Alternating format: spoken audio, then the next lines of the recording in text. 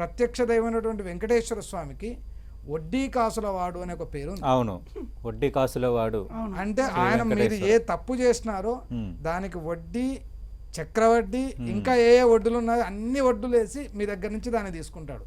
స్వామివారు డబ్బు ఎవరైతే తిన్నారో లేదంటే ఏదైనా డబ్బు మీద ఆశతో ఈ తప్పు చేసినారో వీళ్ళందరూ అనుభవించాల్సిందే. కేవలం అక్కడ ఇంకోటి చెప్తూ వస్తున్నారు, ఫలం తస్య అన్వయేపివా అని.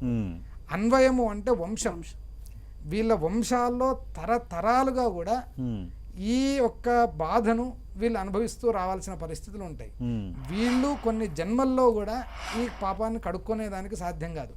ఎవరైనా తప్పు చేసి ఉంటే ఈరోజు స్వతసిద్ధంగా, ఎందుకంటే ఎవరైతే దాని గురించి వచ్చి స్వామివారి ముందు క్షమాభిక్ష అడుగుతారో వాళ్ళను స్వామి అనుగ్రహించేటువంటి ఒక విధానం కూడా ఉంది.